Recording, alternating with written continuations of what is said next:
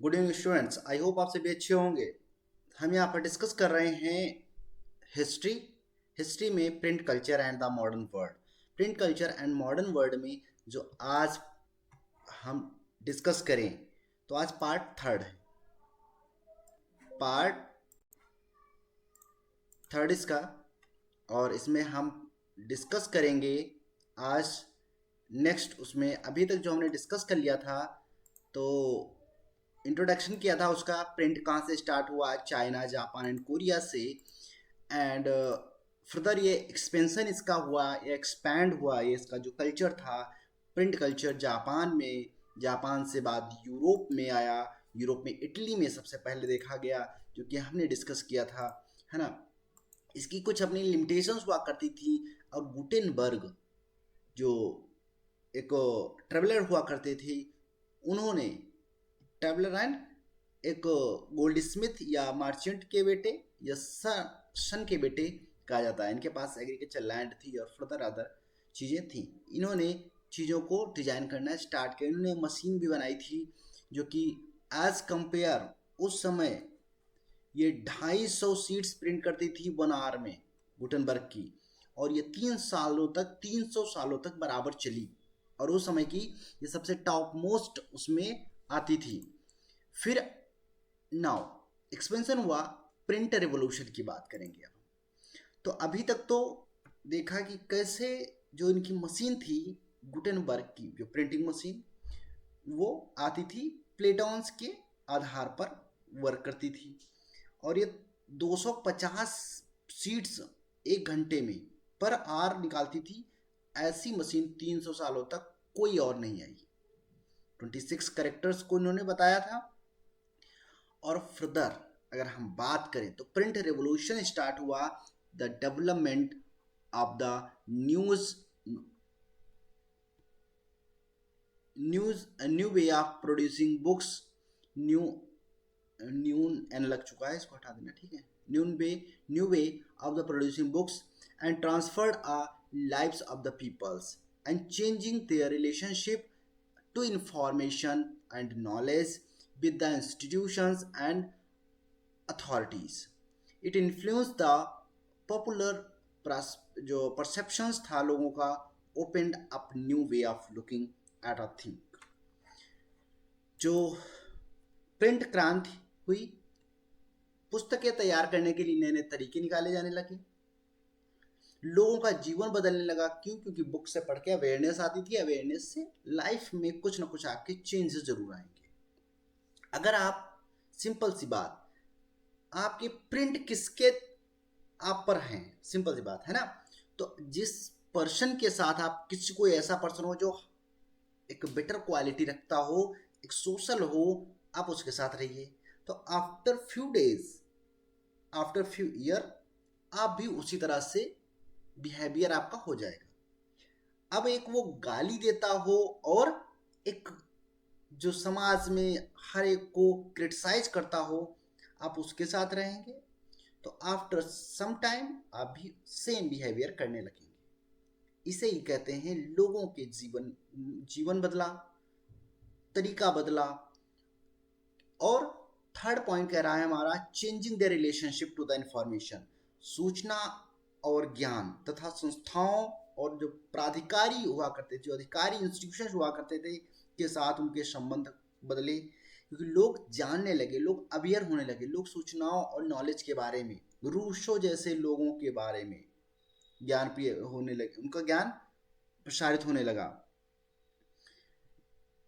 आर्यभट्ट, प्लेटो, है ना, इरेटोस्थनीज, इन सब, मार्कोपोलो, इन सब लोगों को क्या ज्ञान जो है, नॉलेज लोगों तक पहुंचने लगा, तो लोग अवेयर होने लगे।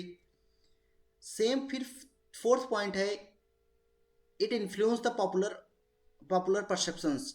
इनकी लोकप्रिय धारणाओं को भी प्रभावित किया, लोगों की धारणाओं को प्रभावित करने लगे। चीज़ों को देखने के जो तरीके हैं, या नज़रिया बदलने लगा। अभी आप कोई काम ऐसा करते हैं जो एक नॉर्मल वे में करते हैं। सिंपल सी बात, अगर राजनीतिक की या उसकी बात कर लें, एक स्टेटमेंट दिया जाता है, कास्टिज्म से रिलेटेड हो या बड़े लोगों से रिलेटेड हो, समाज में कि हम उच्च वर्ग के हैं, दैट मीन्स हम ब्राह्मण हैं।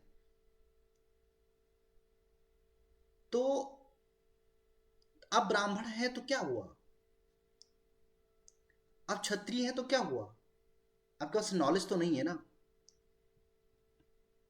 नॉलेज के आधार पर जिस टाइम हमारा कॉन्स्टिट्यूशन बन रहा था, उस टाइम आपने देखा, चाहे वो दलित हो, चाहे हिंदू हो, चाहे मुस्लिम हो, चाहे कोई भी वो कास्ट हो, नॉलेज सबसे ऊपर था।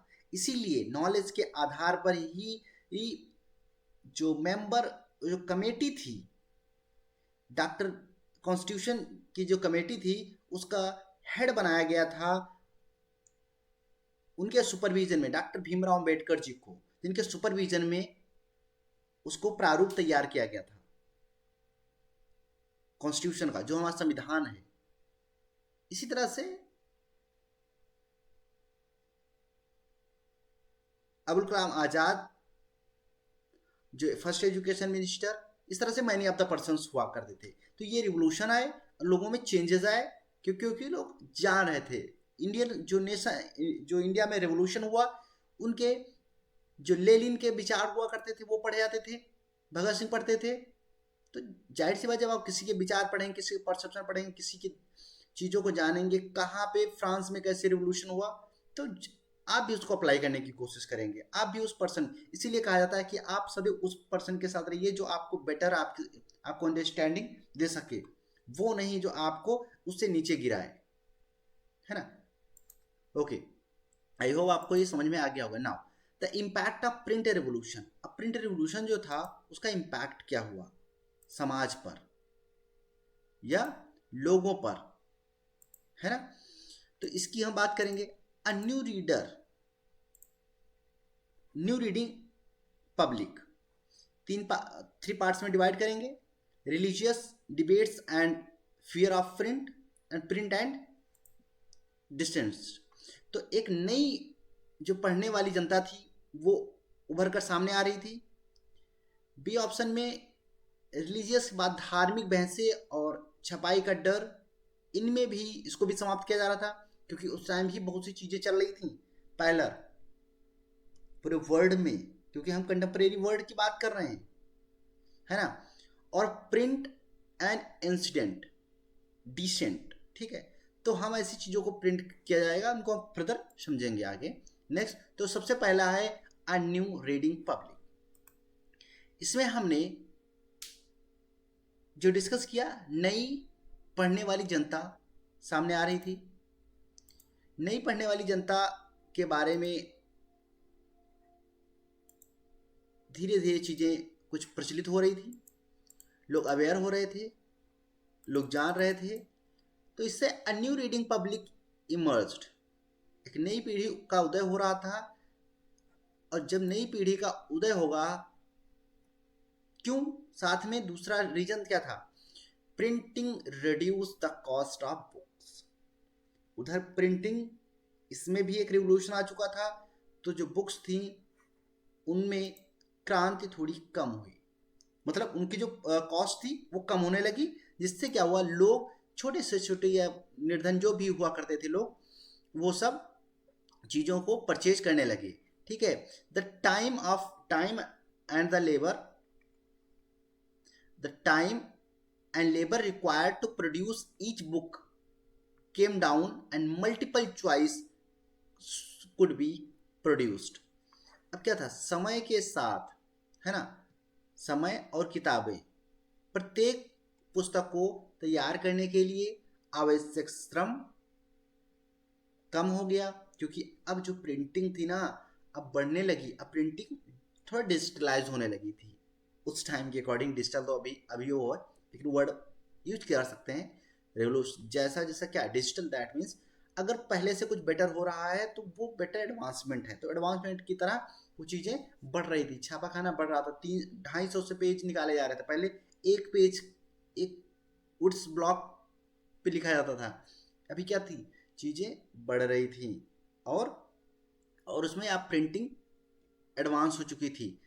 तो श्रम कम हो गया था। अब कई प्रतियां छापी जा सकती थी एक बार में, टाइम और उसको मैनेज किया जा रहा था। Book flooded in the market, book market में अवेलेबल थी, नंबर ऑफ द बुक्स, है ना, बुक्स की एक बाढ़ सी आ गई थी। Reaching out an ever growing relationship, और लोगों में इतनी पहुंच हो चुकी थी वहां पर, तो पूरी दुनिया के पाठक, जो दुनिया के जो लोग थे, आप बाजार में कहीं भी कभी भी मंगा सकते थे कोई भी बुक। कॉमन पीपल रिलेशनशिप बढ़ रहे थे, चाहे वो इंडिया फर्दर आगे next country and other peoples, and common peoples lived in a world of oral cultures. पहले क्या था, कॉमन पीपल्स अभी भी ओरल कल्चरल वर्ड पे डिपेंड थे, ठीक है, दैट मीन्स बात करके। क्यों? क्योंकि वो इलिटरेट थे, वो पढ़े लिखे नहीं थे, ठीक है, और जो मौखिक ज्ञान के रूप में वो लोग अभी भी चीज़ें बताते थे, ठीक है। साथ में they heard scared text read out, belts recited and folk tales narrated, and knowledge was transferred orally. People collectively heard a story and saw a performance.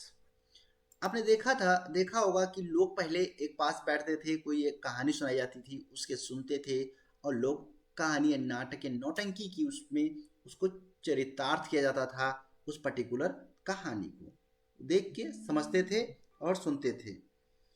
तो इस तरह से उन्होंने पवित्र ग्रंथों का जो पाठ, कथा, गीत, लोकगीत या जो फॉक टेल्स होते थे सुनी और सुनाया, मौखिक ज्ञान के रूप में उसे हस्तांतरित होता था।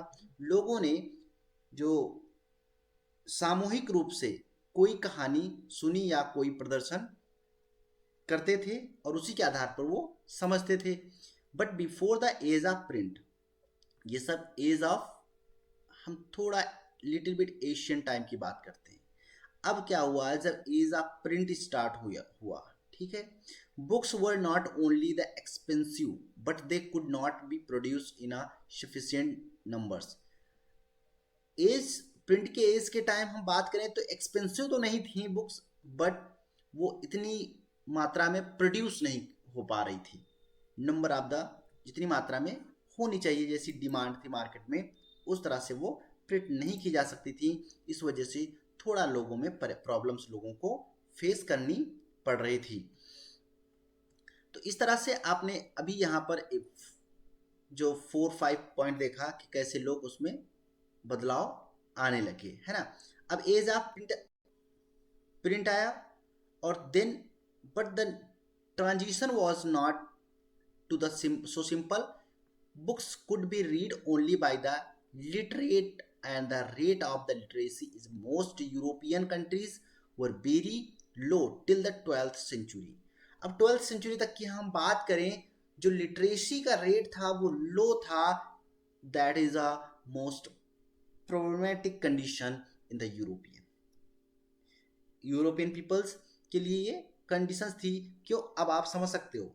अब हम अगर कोरिलेट करें आपको, आपने फ्रांस का रेवोल्यूशन और पूरे यूरोप में रेवोल्यूशन की बात की थी, है ना, यूरोप में क्रांति, इंडिपेंडेंट, है ना, फ्रीडम की बात की थी। तो उसमें आपने सुना था, आपने देखा होगा, जब ये हमने पढ़ाया था आपको, तो उनमें लोग सारे पढ़े लिखे नहीं थे, लेकिन चाय की दुकान पे बैठ के एक दूसरे को एक पेपर लेके, एक जो पढ़ने वाला वो पढ़ रहा है, सारे सुन रहे हैं।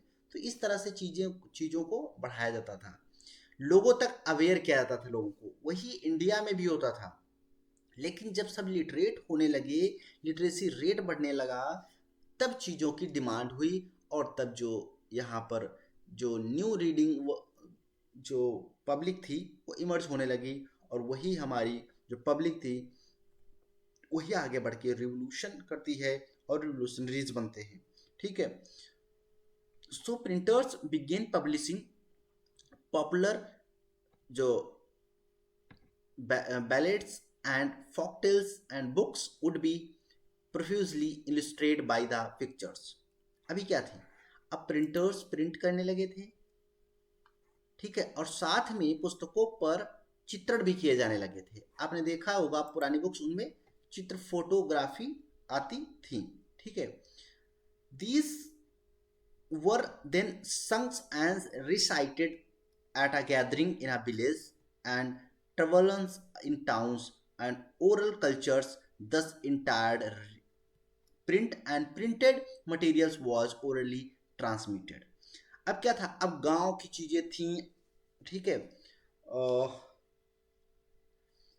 कौन से वो बंधु हुआ करते थे, जो फ्रांस, जब यूरोप में नेशनलिज्म की भावना पनप रही थी, तो वो दो बंधु नाम से हुआ करते थे। उन लोगों ने क्या किया था, गाँव से फॉकटेल्स को कलेक्ट किया था, कहानियों को, लोक कथाओं को कलेक्ट किया था, और कलेक्ट करने के बाद उसको प्रिंट करवाया था। तो उस टाइम तक प्रिंट आ चुका था, और प्रिंट कराने के बाद क्या हुआ, वो मटेरियल जो है वो लोगों तक पहुंच चुका था। तो एक पढ़ता था और ओरली जो है फर्दर सभी को ट्रांसमिट करता था एक ग्रुप में बैठ के। जैसे चाय की दुकान पे अगर कोई पेपर पढ़ रहा है तो वो पढ़ेगा, और दूसरे सुनने वाले जो बिना पढ़े वाले हैं वो उसको सुनेंगे। तो इस तरह से चीज़ों का जो एक्सपेंशन हो रहा था, चीज़ों की लोग सुन रहे थे, बढ़ रहा था, और इन्हें गांव की सभाओं में और कस्बों के जो शराब खानों में सुनाया जाता था। मौखिक संस्कृत उस प्रकार सुनने पढ़ने वाली जो मुद्रित सामग्री मौखिक रूप से प्रसारित की जाने लगी थी, और जनता में प्रवेश की गई थी, और आपस में सब घुल मिल चुके थे। ठीक है, इस तरह से चीजें बढ़ने लगी थी। अब बेबल्स क्या हो, इस अब यहां पर आप देखिए, बैलेट्स क्या होता है, ये एक historical account of folk tales in a verse usually sung और रिसाइटेड। ये एक ऐसी चीज होती है, एक पद्य होता है जो फोक में एक ऐतिहासिक लोक कथाएं की बात की जाती है आमतौर पर। दूसरा है मधुशाला, वे स्थान जहां लोग शराब पीने, भोजन और ये सब करने के लिए वहां पर लोगों को सुनाया जाता था।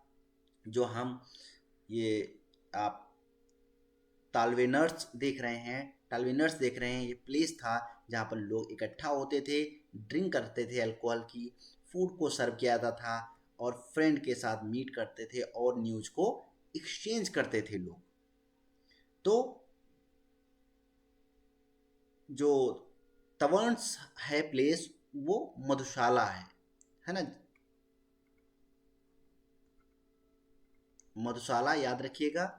और एक जो दूसरा है हमारा,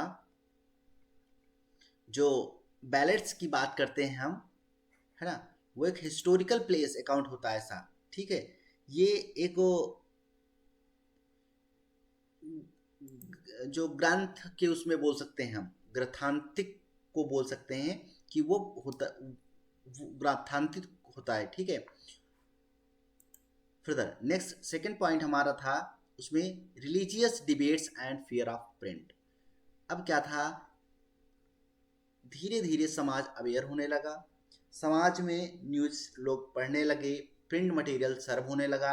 अब क्या था, रिलीजियस प्रोस्पेक्टिव सामने आने लगा था, लोग अवेयर होने लगे थे, और लोगों में चीजें बढ़ने लगी थी। तो इससे क्या हुआ, वहां की जो जनता थी, है ना, तो वहां पर लोग अवेयर होने लगे, लोगों की जनता में जो चीजें बंटने लगी, और जो धार्मिक बहसें थी शुरू हो गई। क्यों, क्योंकि एक डार्क एज आया था यूरोप में। उस टाइम पे जो धार्मिक अंधविश्वास थे, धार्मिक चीजें थी, कुरीतियां थी, वो बड़े मात्रा में थी वहां पर। तो print create the possibility of wide, यहाँ पर circulation of ideas and introduce a new word of debate and discussion. क्या था वहां पर, प्रिंट ने विचारों के व्यापक प्रसार की संभावना पैदा कर दी थी, और बहस और चर्चा की एक नई दुनिया की शुरुआत कर दी थी, क्योंकि लोग एक दूसरे के विचार अब पढ़ने और समझने लगे थे और जानने लगे थे। मैनी वर अप्रिशिएटिव जो है, मैनी वेयर appreciation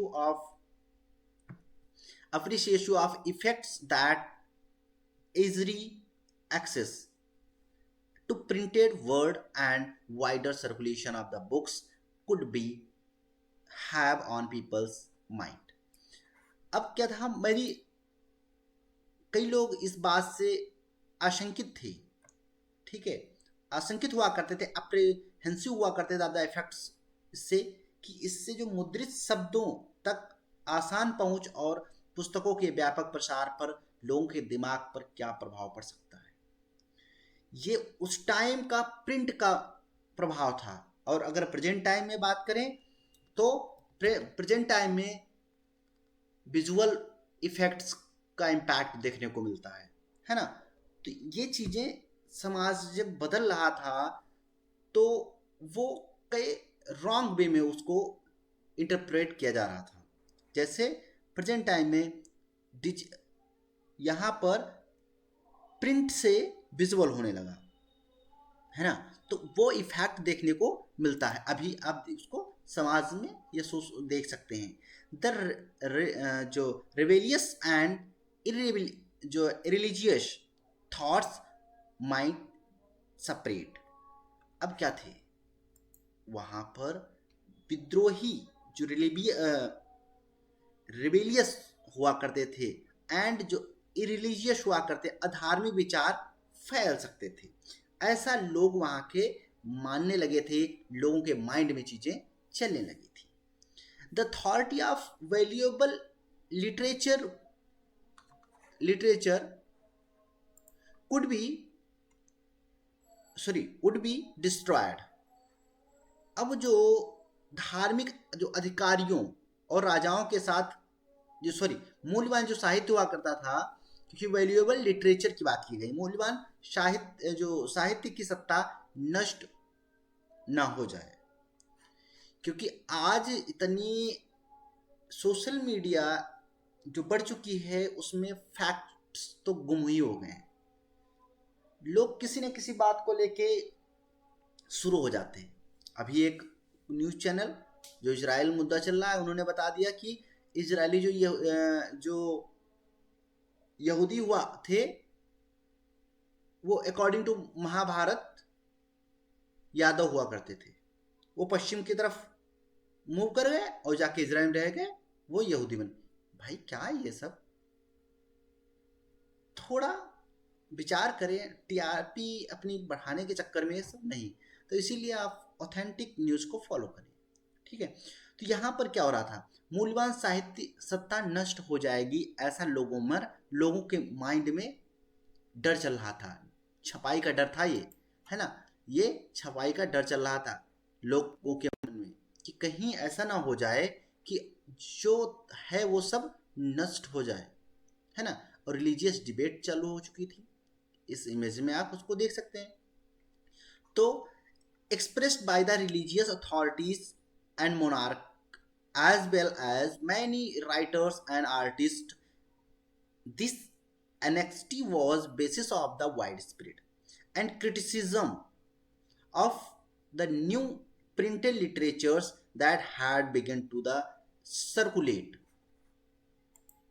अब क्या था, जो धार्मिक अधिकारियों और राजाओं के साथ कई नई लेखक और कलाकार द्वारा व्यक्त की गई यह चिंता व्यापकता का आधार थी, और नए जो प्रिंट मटेरियल था, मुद्रित, प्रिंट को मुद्रित बोलते हैं, याद रखना हिंदी में, नए मुद्रित साहित्य की आलोचना जो प्रसारित होना शुरू हो गई थी, ये सब चीजें बढ़ रही थी। This is one of the many images produced in early modern Europe. इस तरह से इमेजेस को प्रोड्यूस किया जा रहा था and celebrated in the coming of the print and you can see the printing press descending from heaven carried by the goddesses। अब ये heaven को शो किया जा रहा था, इसमें ये सारी goddesses हैं जो कि परियां हैं, जो कि देवियां जिन्हें बोलते हैं, वो सब कैसे प्रिंट, वो सब कल्चर लेके इस तरह से उनको बताया गया था। On two sided of the goddesses and blessing of the machines are Minerval and goddess of the wisdom, and the Mercury the messenger's god, and also symbolize regions, and the women in a for god are holding जो play and with the portraits of the six pioneers printers of the different countries in the middle ground on the left and ये आप देख पा रहे हैं, इसमें ये बात कही गई है कि ये जो प्रिंटिंग मशीन थी ये न्यू टेक्नोलॉजी अडॉप्ट जो की गई थी और इसको ये गॉर्डेज क्या है मिडिल में रख के और उसी से प्रिंट की हुई ये कुछ इन्होंने बना रखे हैं और ये सब मैसेंजर्स हैं और जो इसको ब्लेसिंग कर रहे हैं कि ये नया चेंजेबल है, उसी की बात की गई है यहाँ पर। ठीक है, तो ऐसा उस टाइम बनाया जाता रहा था। In the 1517 1517 religious reforms Martin Luther wrote the 1905 thesis criticized many of the practices rituals of the Roman Catholic Church। 1517 में रिलीजियस रिफॉर्म हुए, जैसे इंडिया में भी रिलीजियस जो रिफॉर्म्स हैं काफ़ी सारे आपको देखने को मिले थे। उसको हम जब मैप पढ़ाएंगे तो आपको थोड़ा थोड़ा उसमें डिस्कस करेंगे। तो मार्टिन लूथर ने रोमन कैथोलिक चर्च की कई प्रथाओं और रीति रिवाजों की जो आलोचना करते हुए 95 थीसिस लिखी थी। 95, याद रखना 95 थीसिस लिखी थी रिचुअल्स और उसको क्रिटिसाइज करते हुए, क्योंकि अब आ चुका था। And this read to be division in the church that school beginning of the Protestant reformations। अब क्या था, ये सब चीजें लीड करेंगी, ठीक है, डिविजन्स लीड करेंगे, इससे चर्च के भीतर विभाजन हुआ और प्रोटेस्टेंट की शुरुआत हुई। डीपली ग्रेटफुल टू प्रिंट, अगर हम बात करें सहृदय तो थैंक बोलेंगे प्रिंट को, मुद्रण के प्रति अत्यंत आभार प्रकट करेंगे। किसने किया? लूथर ने, मार्टिन लूथर ने। और इन्होंने क्या किया था? मुद्रण और ईश्वर का परम उपहार और महानतम उपहार है। उन्होंने कहा कि जो मुद्रण है वो ईश्वर का परम उपहार और महानतम उपहार की बात चर्चा की। इन्होंने कहा printing is ultimate gift of God and greatest one, सर्वोपरि गिफ्ट है गॉड का, ठीक है, अल्टीमेट है और ग्रेटेस्ट वन है। Several scholars in impact thinking printing brought about new जो intellectual atmosphere and the help spread a new idea and lead to the reformations। लोगों के जो न्यू आइडियाज थे, वो जो वहाँ का जो कल्चर था, जो वहाँ का समाज था या बौद्धिक माहौल में नए विचारों को फैलने में मदद मिली और जिससे जो है समाज में सुधार की संभावनाएं ज़्यादा जगी। प्रोटेस्टेंट सुधार रोम के प्रभुत्व वाले कैथोलिक चर्च में सुधार के लिए 16वीं सदी में, साइड में यहाँ पर ये जो स्टिकर लगा हुआ है, ठीक है, Protestant reform 16th century movement of the reforms of Catholic church dominated by the Rome के द्वारा। Martin Luther was one of the main Protestant reformers and several traditions anti Catholic जो Christianity developed out of the movement.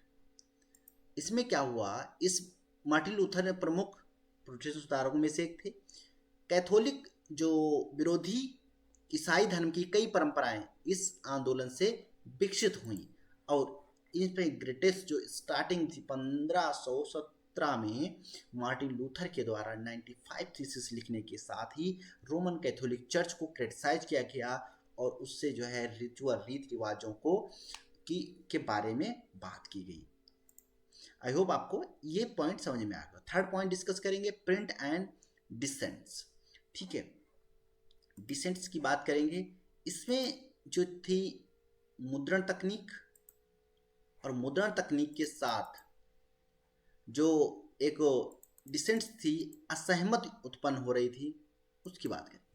Print and popular जो religious literatures stimulate many distinctive individual interpretations of the faith even among the little educated working peoples. Menosia reinterpret message of the Bible, Bibles and the formulate view of God and creations of enlarged Roman Catholic Church. Print and popular religious literature. First point, print और लोकप्रिय जो साहित्य ने कम पढ़े लिखे जो मेहनतकश लोगों के बीच भी आस्था की कई विशिष्ट व्यक्तिगत जो है व्याख्याओं को प्रेरित किया। मेनोशिया जो थी, मेनोचिया की बात करेंगे, ने बाइबल के संदेश की पुनर्व्याख्या की और ईश्वर और सृष्टि के बारे में एक दृष्टिकोण तैयार किया, जिससे रोमन कैथोलिक चर्च क्रोधित हो गया था। ठीक है, फिर थर्ड पॉइंट कह रहा है when the Roman church began its inequality, जब रोमन चर्च ने विधर्मी विचारों को दबाने के लिए अपनी जांच शुरू की तो उन्हें 2 बार घसीटा गया और अंततः फांसी दे दी गई थी, है ना। द रोमन चर्च ट्रबल्ड मोनेशिया की बात कर रहे हैं हम, ठीक, उनको फांसी दे दी गई थी। And the Roman church troubled by the such effects of the popular readings and questionings of faith imposed a several control over the publishers and booksellers began maintain the index of the prohibited books on from the 1558 से। अब Roman church ने लोकप्रिय पाठक और आस्था पर सवाल उठाने के ऐसे प्रभाव को परेशान होकर प्रकाशकों जो पब्लिशर्स और पुस्तक जो सेलर्स हुआ करते थे, बुक जो सेलर हुआ करते थे, पर गंभीर नियंत्रण लगाया। 1558 में निषेध पुस्तकों का एक सूचकांक बनाना शुरू कर दिया। एक डार्क फेस आता है, उसमें आप जब पढ़ेंगे तो उसमें पूरी तरह से जो समाज था वो समाज चर्च के कंट्रोल में आ गया, यानी पोप के, चर्च के जो हेड होते हैं, पुजारी होते हैं, पोप कहा जाता है, उनके कंट्रोल में। That times most of the जो एंटी रिलीजियस बात करते थे या एंटी चर्च बात करते थे, क्रिश्चियनिटी बात करते थे, उनको बैन कर दिया जाता था, उनको देश से निकाल दिया जाता था या उनको हैंग आउट करवा दिया जाता था। तो इस तरह से हुई और उसी के साथ अब क्या, चर्च ने 1558 में उसमें अपनी कंट्रोल में लिया, ऐसी बुकों को पब्लिश होने से रोकता था।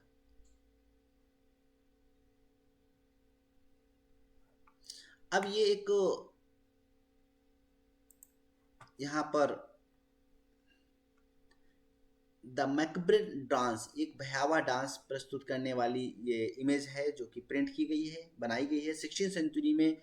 Print show the how fear printing was dramatized in a visual representation of the time. This is highly interesting, would cut the coming of printing up associated with the end of the world. An interior of the printer's workshop here is the site of the workers define the जो scale जो dictates the done what be the produce।